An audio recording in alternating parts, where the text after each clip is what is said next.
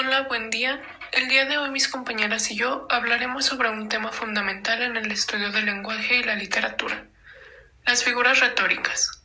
Estas herramientas expresivas nos permiten comunicarnos de una manera más creativa, más estética y sobre todo más significativa.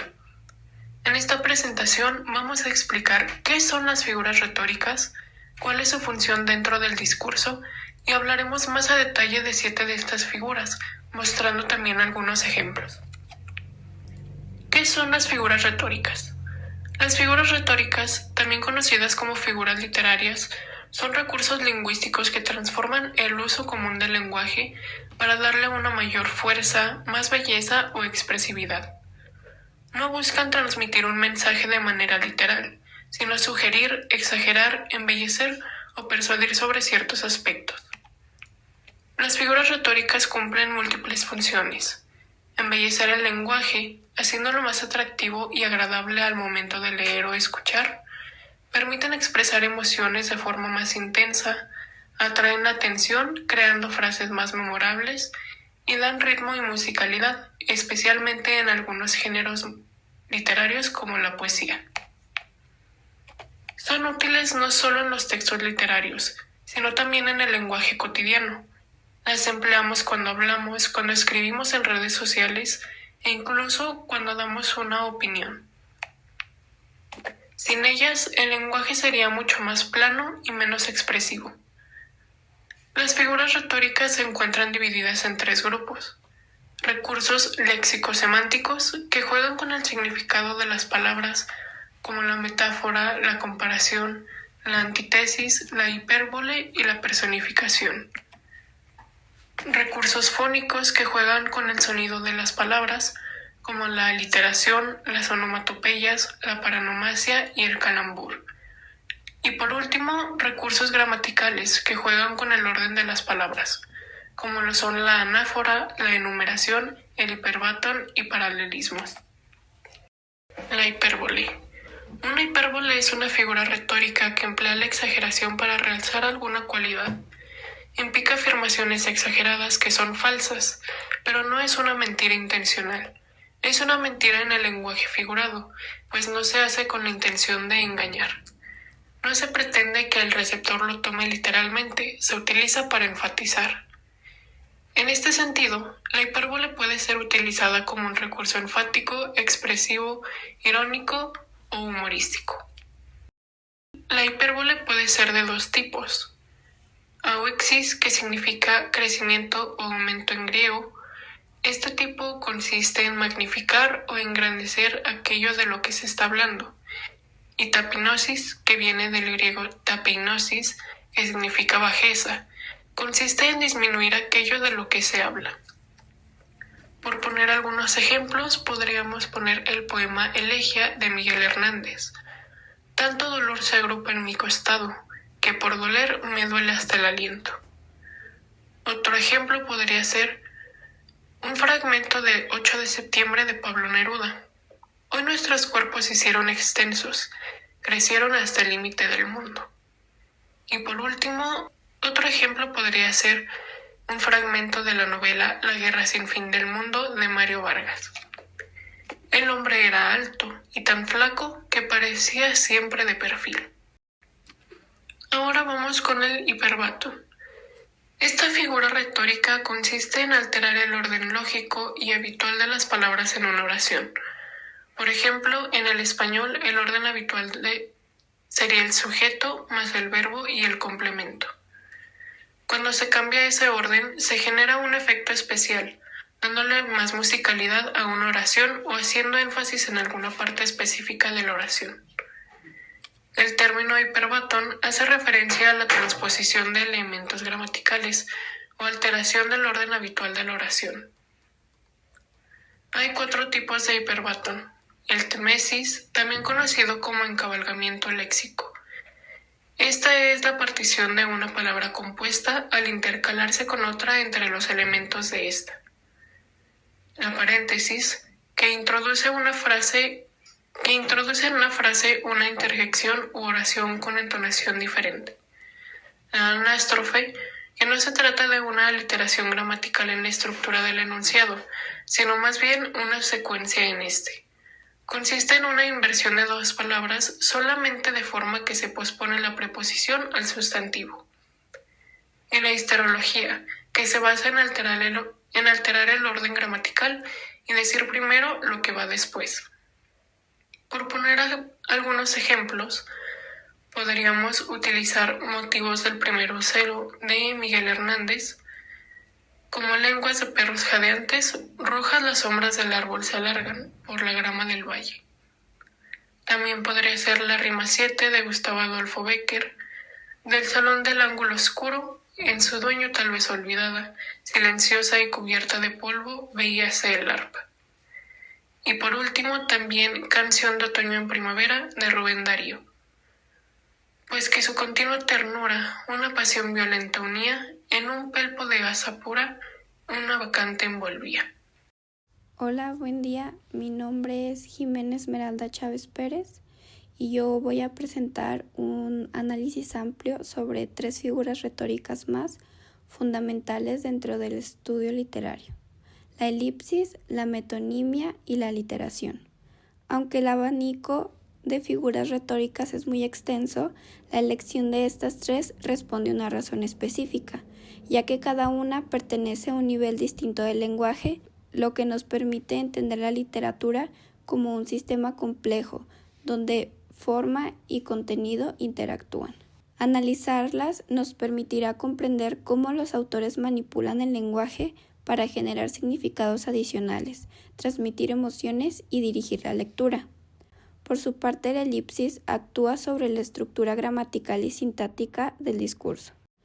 La elipsis es una figura que consiste en suprimir uno o varios elementos de una oración o de una narración, pero de modo tal que el sentido se mantenga dentro del contexto.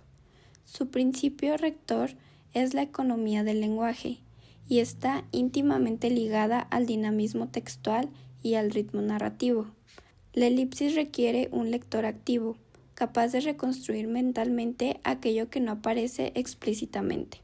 Por esto es una de las figuras más significativas en el análisis de la literatura moderna. Estructura y funcionamiento. La elipsis funciona por correferencia contextual, es decir, una parte del texto nos permite interferir lo que falta. Un ejemplo simple de esto es: Juan quiere café, María té. El verbo quiere desaparece en la segunda cláusula, pero lo reconstruimos automáticamente. Un ejemplo un poco más elaborado podría ser en una narración, donde abrió la carta, después silencio. Se omiten las reacciones, pensamientos, gestos y todo aquello que el lector debe imaginar. Tenemos 2 tipos de elipsis. La primera es el elipsis gramatical. El elemento omitido es uno que gramaticalmente se espera: un verbo, un sustantivo o un complemento, muy frecuente en poesía y diálogo. También tenemos la elipsis narrativa. Aquí el narrador omite periodos completos de tiempo, acciones, causas o transiciones.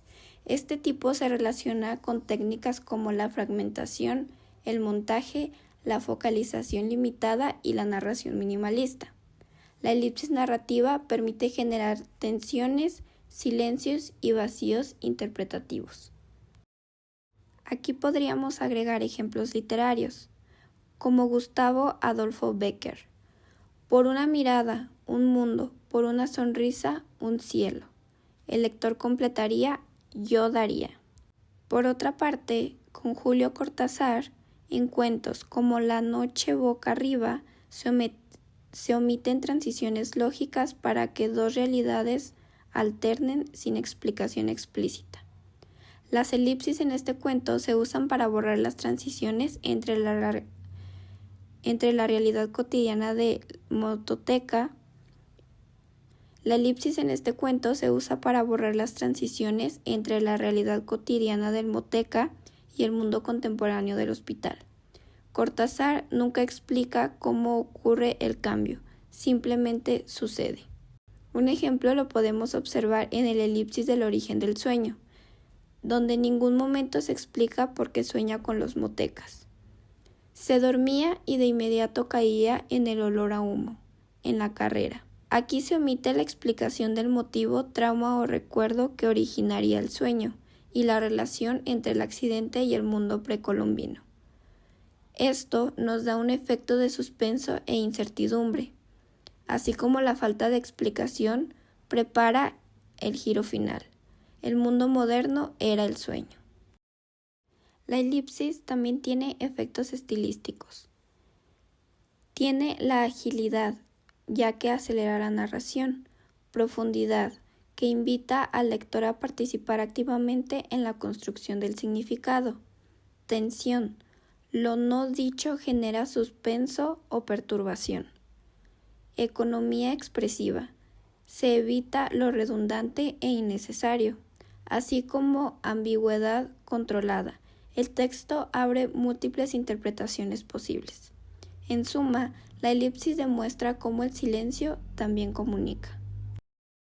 Por otro lado tenemos a la metonimia, que es una figura que consiste en sustituir un término por otro basándose en la relación de contigüidad real, es decir, no en semejanza como es el caso de la metáfora, sino en una relación concreta, desde proximidad, casualidad, pertenencia, parte todo, lugar producto, etc.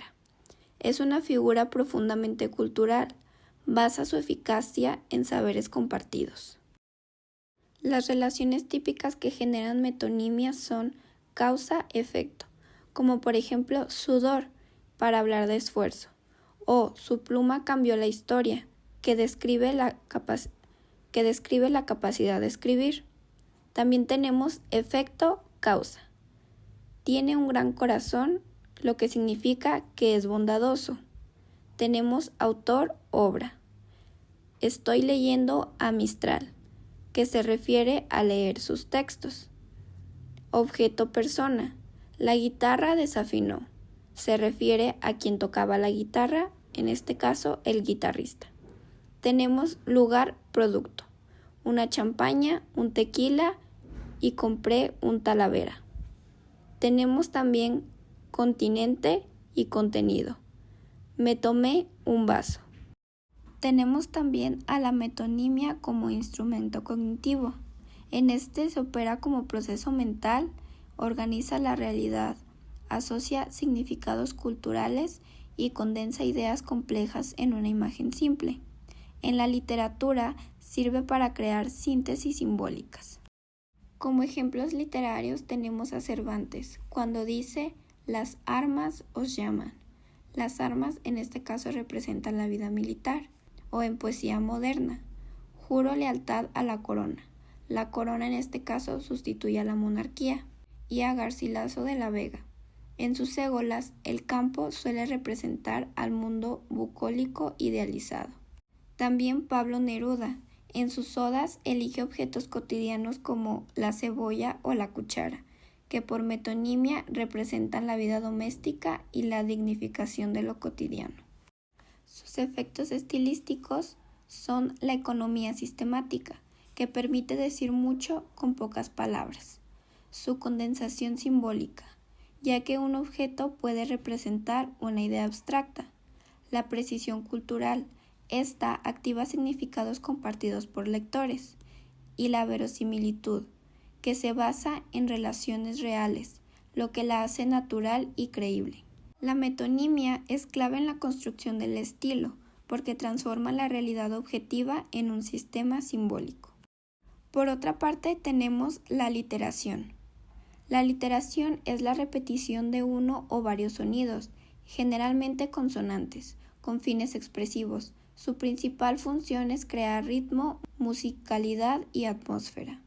Actúa directamente sobre el oído del lector, incluso en la lectura silenciosa, porque el cerebro escucha mientras lee. Sus funciones estilísticas son la musicalidad poética. Esta evoca intensidad emocional. La imitación de sonidos es cercana a la onomatopeya.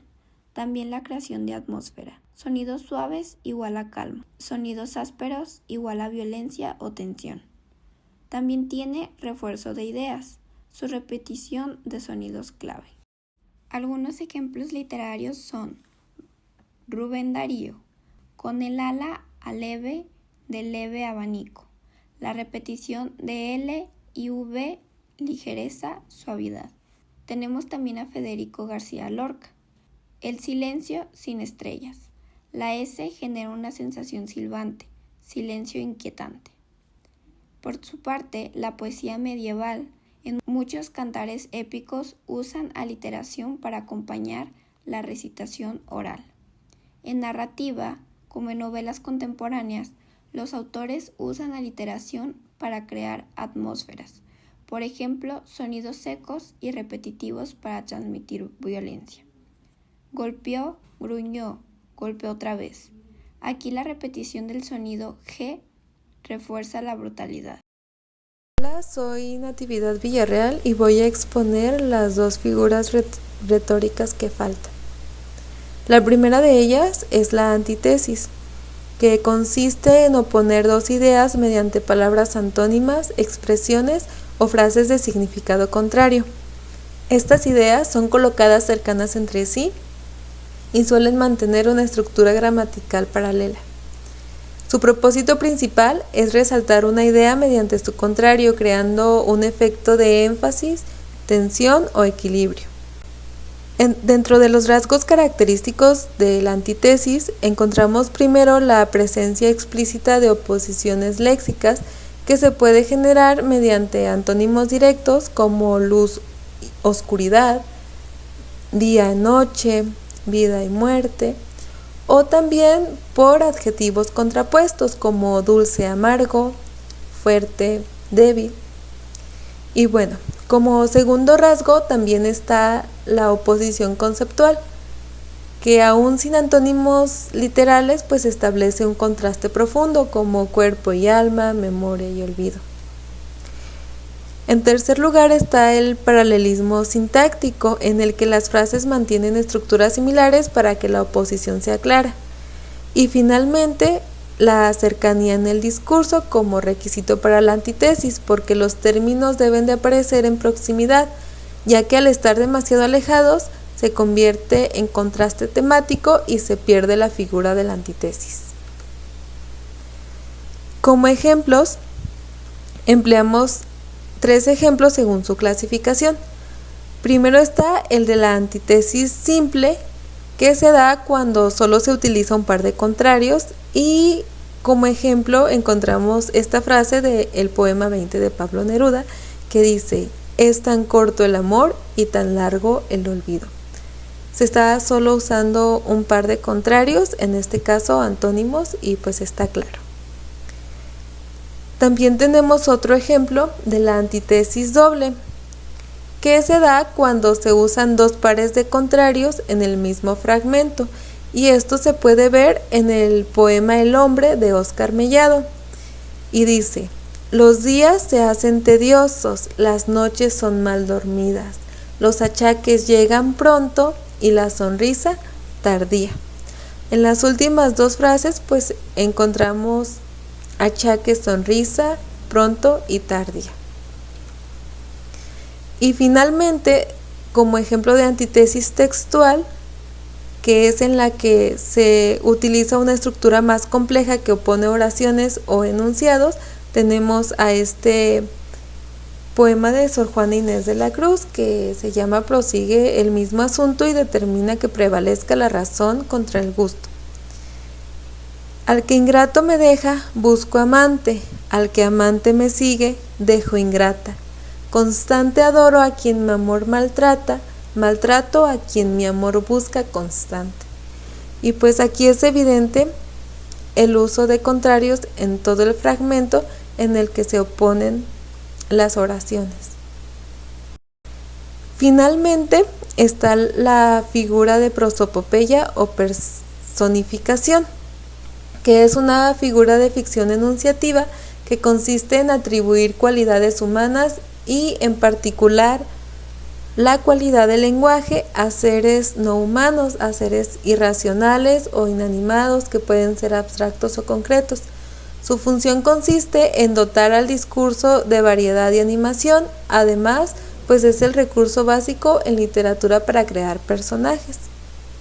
En sus rasgos característicos encontramos primero la atribución de cualidades humanas a seres no humanos. Estas cualidades, como ya vimos, puede ser el lenguaje, pero también puede ser emociones, acciones, intenciones, entre otras. Y pues también está que según la forma en que aparece el habla, pueden clasificarse en prosopopeya recta o prosopopeya oblicua. La prosopopeya recta, pues en ella se utiliza el habla directamente en la entidad. Si se trata de una fábula, pues en donde hablan los animales, ellos hablan por sí mismos en primera persona. Y también está la prosopopeya oblicua, en la que el narrador refiere lo que la entidad dice. El narrador es quien atribuye las cualidades humanas. Y entre las funciones de las prosopopeyas o personificaciones, encontramos que pues se utilizan para crear personajes y animar el discurso, para expandir puntos de vista y voces, para facilitar la reflexión moral, crítica o filosófica y para complejizar la narración, entre otros usos. Y bueno, como ejemplos tenemos primero uno de prosopopeya oblicua en la obra de Un gato en un piso vacío de Wisława Szymborska, y dice así: se va a enterar de que eso no se le puede hacer a un gato, irá hacia él como si no quisiera, despacito, con las patas muy ofendidas y nada de saltos ni maullidos al principio. Entonces aquí es una prosopopeya oblicua en la que el narrador está atribuyendo moralidad e intenciones humanas al gato, claramente. Y bueno, como segundo ejemplo está el siguiente de prosopopeya recta en la obra de Soy un gato de Natsume Soseki. En toda la novela está el uso de la figura de prosopopeya recta porque es narrada por el gato. Y encontramos esta frase del principio que dice: soy un gato, no tengo nombre y tampoco sé dónde nací. El último ejemplo es el de prosopopeya oblicua, que se encuentra en Oda al mar de Pablo Neruda. Y dice: aquí en la isla, el mar, y cuanto el mar se sale de sí mismo a cada rato, dice que sí, que no, que no, que no, que no. Dice que sí, en azul, en espuma, en galope. Dice que no, no puede estarse quieto. Me llamo mar, repite, pegando en una piedra. Aquí se emplea el uso de diversas figuras retóricas, pero también encontramos la prosopopeya porque el narrador está dotando de habla y de intención a la ola. Como conclusión, entendemos que el estudio de las figuras retóricas, como estos ejemplos que hemos expuesto, que son la elipsis, la metonimia, la literación, la hipérbole, la antítesis y la prosopopeya, nos permite comprender cómo el lenguaje adquiere expresividad y se convierte en una herramienta para comunicar ideas, emociones y matices con mayor profundidad cuando se emplean. Estas figuras no solamente tienen una función estética, sino que también amplían las posibilidades de interpretación y análisis literarios. Reconocer su función y efectos nos convierte en lectores y hablantes más críticos, capaces de identificar cómo las palabras modelan significados y generan impacto. Esto sería todo de nuestra parte. Muchas gracias.